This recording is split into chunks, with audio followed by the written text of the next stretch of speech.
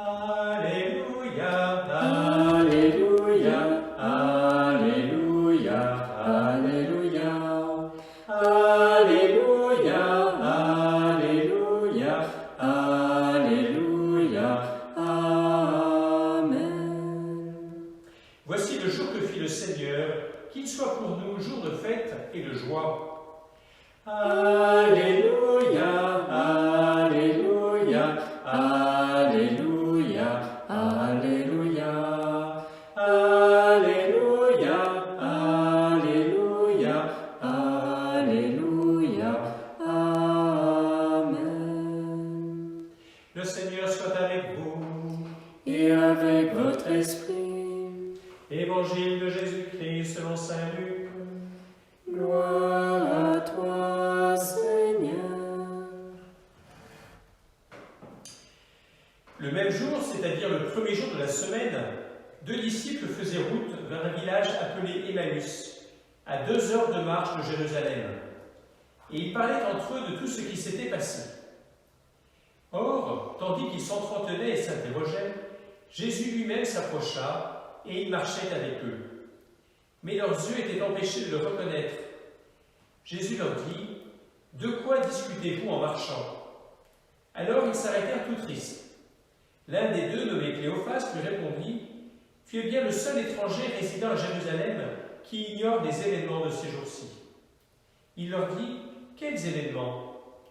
Ils lui répondirent : « Ce qui est arrivé à Jésus de Nazareth, cet homme qui était un prophète, puissant par ses actes et ses paroles, devant Dieu et devant tout le peuple. Comment les grands prêtres et nos chefs l'ont livré, ils l'ont fait condamner à mort et ils l'ont crucifié.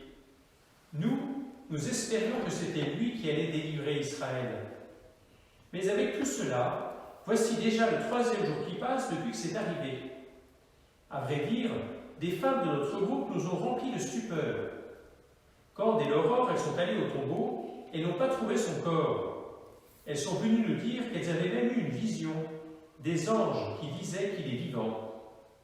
Quelques-uns de nos compagnons sont allés au tombeau et ils ont trouvé les choses comme les femmes l'avaient dit. Mais lui, ils ne l'ont pas vu. Il leur dit alors : « Esprit sans intelligence, comme votre cœur est lent à croire tout ce que les prophètes ont dit. Ne fallait-il pas que le Christ souffrit cela pour entrer dans sa gloire ?» Et, partant de Moïse et de tous les prophètes, il leur interpréta dans toute l'Écriture ce qui le concernait. Quand ils approchèrent du village où ils se rendaient, Jésus fit semblant d'aller plus loin, mais ils s'efforcèrent de le retenir. « Reste avec nous, car le soir approche et déjà le jour baisse. » Il entra donc pour rester avec eux. Quand il fut à table avec eux, ayant pris le pain, il prononça la bénédiction, et l'ayant rompu, il le leur donna. Alors leurs yeux s'ouvrirent et ils le reconnurent, mais il disparut à leur regard. Ils se dirent l'un à l'autre : « Notre cœur n'était-il pas brûlant en nous, tandis qu'il nous parlait sur la route et nous ouvrait les Écritures ?» À l'instant même, ils se levèrent et retournèrent à Jérusalem. Ils y trouvèrent réunis les 11 apôtres et leurs compagnons, qui leur dirent : « Le Seigneur est réellement ressuscité. Il est apparu à Simon-Pierre. » À leur tour, ils racontaient ce qui s'était passé sur la route et comment le Seigneur s'était fait reconnaître par eux à la fraction du pain. Acclamons la parole de Dieu. Louange à toi, Seigneur Jésus.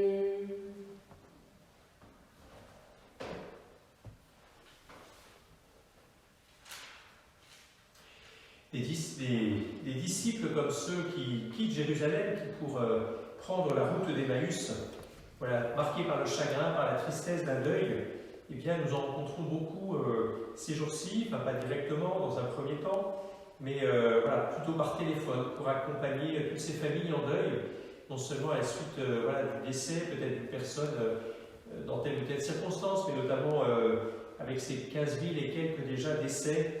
Eh bien voilà, l'Église les accompagne, se fait comme le Christ qui vient rejoindre ces personnes dans leur chagrin, dans leur peine, dans leur tristesse, et eh bien les fait parler, les rejoint là où ils en sont, et en leur posant des questions, en les ramenant finalement à ce qui a été l'essentiel de la vie eh bien de la personne qui vient de nous quitter, elle fait finalement le même travail que Jésus, permettre aux personnes de raconter les belles choses, raconter ce qu'était la personne qui vient de nous quitter. C'est tellement fondamental, c'est tellement important pour ceux qui restent, mais aussi d'une certaine manière pour que ce ne soit pas perdu, pour que d'une certaine manière reconnaître à ce moment-là, dans ces traces de vie, dans ces moments de vie, dans ces instants, dans ces paroles, dans ces récits, et bien y reconnaître comment l'action de l'Esprit Saint était à l'œuvre, comment la logique de l'Évangile dynamisait peut-être plus ou moins explicitement ces personnes, leur motivation, leurs relations.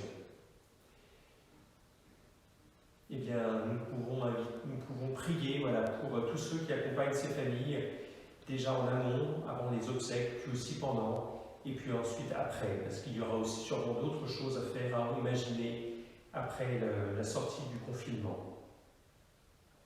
Et on voit bien aussi comment, dès l'Église primitive, avec ce récit de cette guérison, de cette infirme de naissance à la belle porte, eh bien on pourrait dire, Pierre et Jean, et puis les autres apôtres, eh bien font finalement ce que Jésus fait, sauf que là, ils viennent finalement, comme on pourrait dire, inventer un moyen qu'ils n'avaient jamais pu faire, mais l'Esprit Saint, qu'ils avaient reçu la Pentecôte quelques jours avant, eh bien, va au nom de Jésus le Christ le Nazaréen, eh bien c'est lui, au nom de celui-ci, du Christ mort et ressuscité, eh bien qu'il invite cet homme à se lever et à marcher.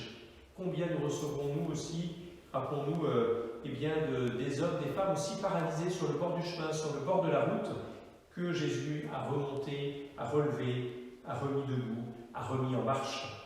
Et peut-être que nous-mêmes, d'ailleurs, au cours de cette semaine sainte passée, ou peut-être au cours de ce temps pascal, eh bien, demandons peut-être au Christ aussi, cette grâce, peut-être d'être relevé, peut-être d'être remis en marche, sur un aspect de notre vie qui en a besoin.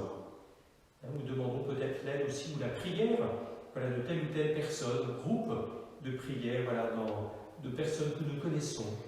N'hésitons pas peut-être même à proposer à telle ou telle personne que nous voyons en situation difficile, eh bien de lui dire je prierai pour toi, je prierai pour telle situation. C'est finalement ça, eh bien prolonger, continuer ce que Jésus faisait, ce que les apôtres faisaient, et puis que nous sommes invités à continuer à faire en son nom.